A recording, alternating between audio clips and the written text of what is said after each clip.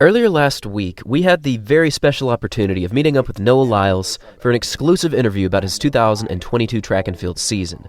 As many of you already are completely aware of, his 2022 in the 200-meter dash was legendary, as he broke countless records in various meets around the world.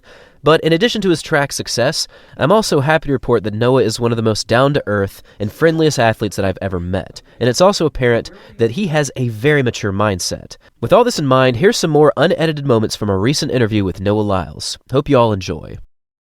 So, the beginning of 2022, you had back issues in the indoor season, and yet your indoor season seemed to turn out really well. It was my best indoor season ever. How did that come to pass? It's so crazy what shows up randomly in your body. Sometimes you'll just have like stuff going on that you can never prepare for. Like, getting swelling at track meets. You're never going to be able to prepare for that because, you didn't see that coming. But as I was training my start to be different than anything I've ever done before, I am now using muscles that have not been used before. And a lot of those muscles came from my glutes and my lower back. Getting them strong enough to take the brace of how much energy I'm flowing through them.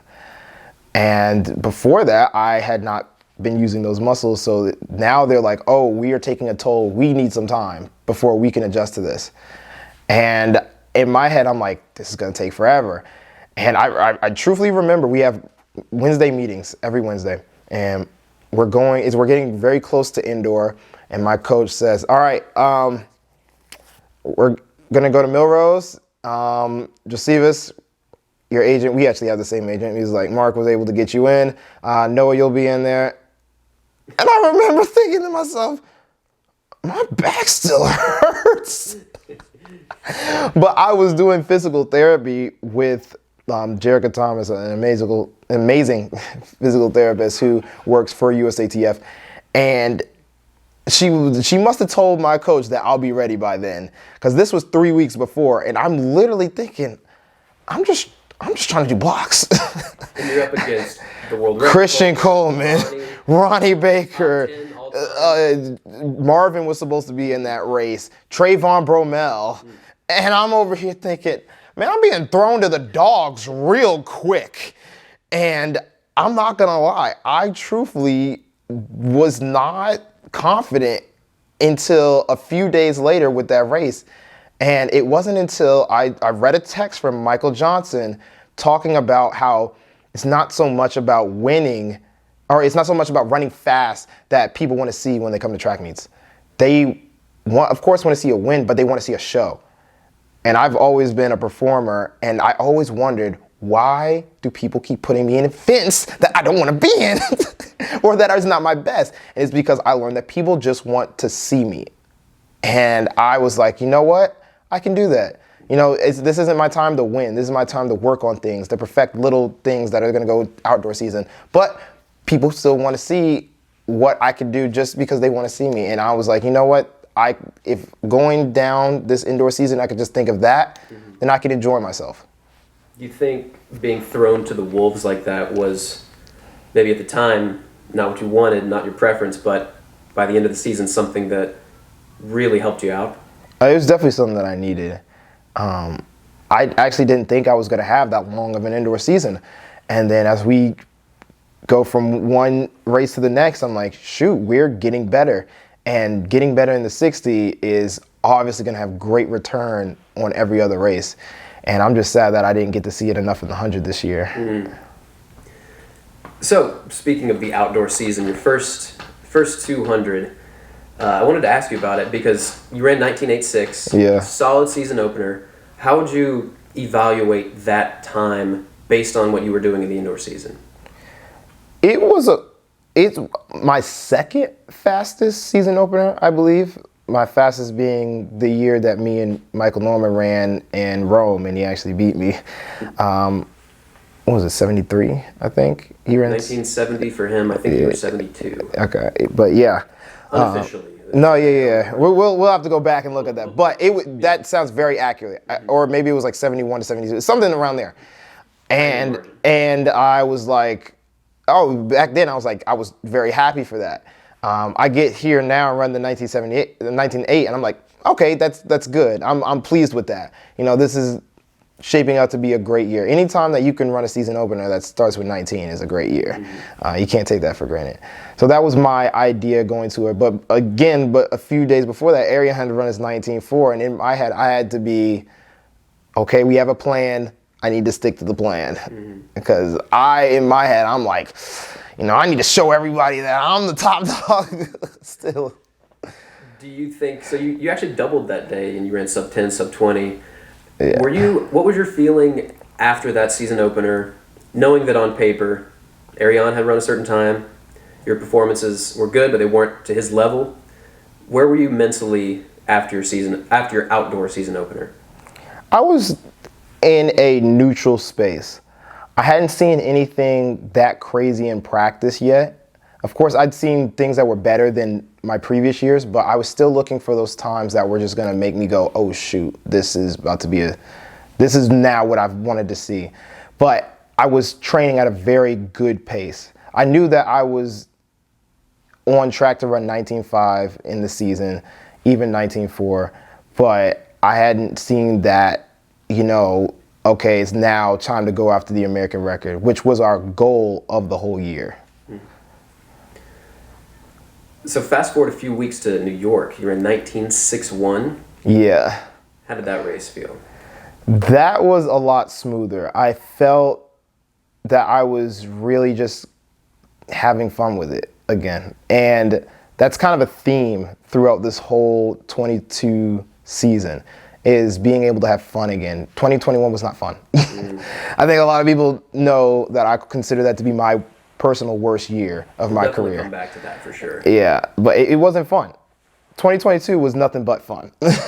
I enjoyed every time I stepped on the track. Again, I was getting to that mindset of, if people just want to see me and enjoy my presence, I can be cool and have fun with that, rather than being so nailed into, I have to win this, I have to run fast every time.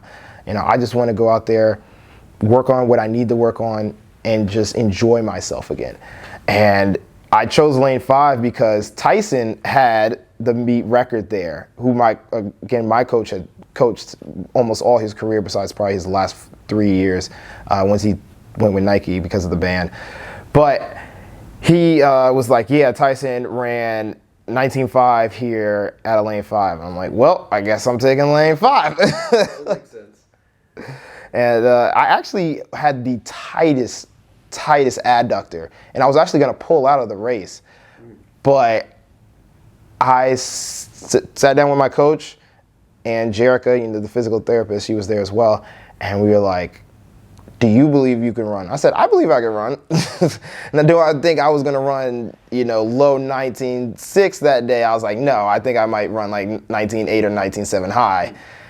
But as soon as I did like 2 strides down the track right before the race, 2 things happened. 1, I felt no pain, and 2, the crowd cheered louder than I've ever heard them cheer before. And we were in New York. I've never raced outdoor in New York. And I was like, oh, this is going to be a special day.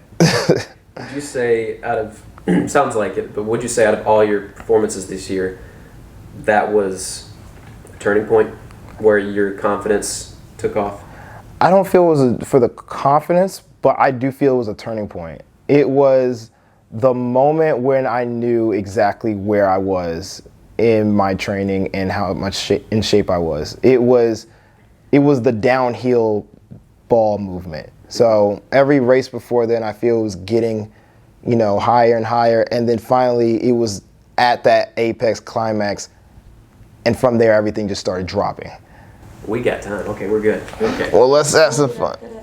You said what? Yes, I did get COVID. Josephus gave me COVID. Oh, Josephus.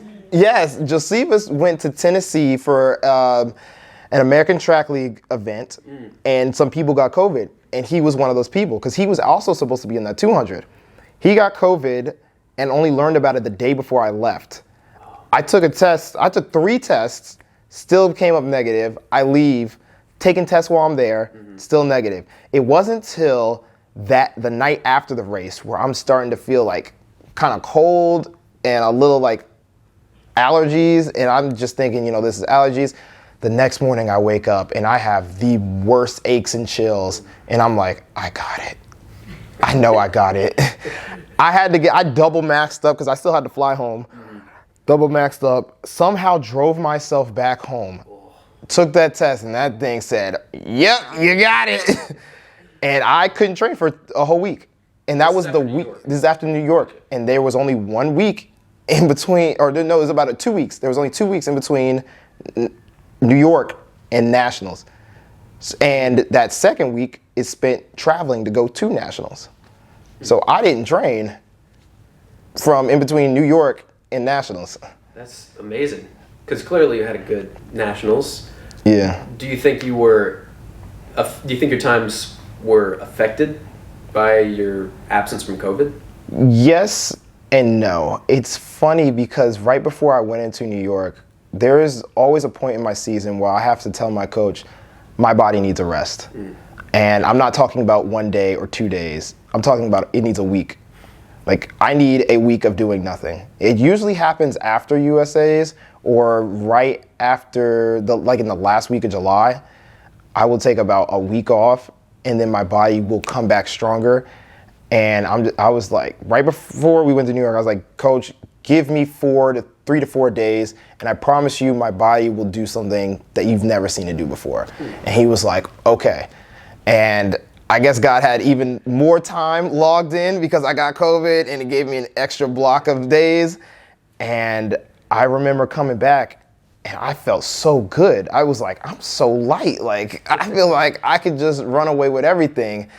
But my start was not where it needed to be at the time because I didn't have as much force because I wasn't practicing block starts at that time. So I was truthfully running off of top speed from there on out. Now, when you take these blocks, is it nothing? No training at all? Or no training. No, I'll show up to the track. I'll do a shakeout. So I'll jog around, do mobility. I'll do drills. I'll go to the gym. We might go through the motions of some Olympic lifts. I'll do some physical therapy, and I'll go home. That's more than I do on a workout by myself at the top tier level. That's. I thought you were gonna say no. I'd sleep till 10 and then do. Oh no! I still have to do something. Yeah, I can't let my body get lazy on me. Your off days are not off days for my book, but hey. They're off days to me. It sounds like you're preparing right anyway, so that's cool. Okay, yeah. That's funny. Okay, so you get to U.S.A's this season. Yeah. The media had clearly built up this rivalry, and I'll take some points on this. The Arion versus Noah yes. clash. Going through the first rounds, y'all weren't set to meet until the finals. Yeah. Talk me through each race, how you're feeling before you get to the finals. Each race, so it's funny because 2018 was an immaculate year for USA's at World Championships. We had buys out the wazoo. So nobody who was really running had to continue to go throughout the whole rounds. You only have to show fitness in one round, and it doesn't even have to be that event. So I could have ran the 100 and been like, oh, I'm now done. I'm still going to make the team. I could not do that for the life of me. And I remember having a conversation with, Donovan Brazier. We have the same agent. We're very good friends. And he's been hurt. He's been struggling a lot with, a bone growth on his ankle. And he wasn't able to, do what he wanted to. He's like, if I could, I'd be defending my title. And he asked me, are you going to run all 3 rounds? I said, heck yeah. He's like, good, because they don't deserve it. I'm like, you dang right they don't deserve it. If I'm breathing, I'm going to fight for my title. As long as I'm not injured or in danger of getting injured, I'm going to make somebody have to take that title from me.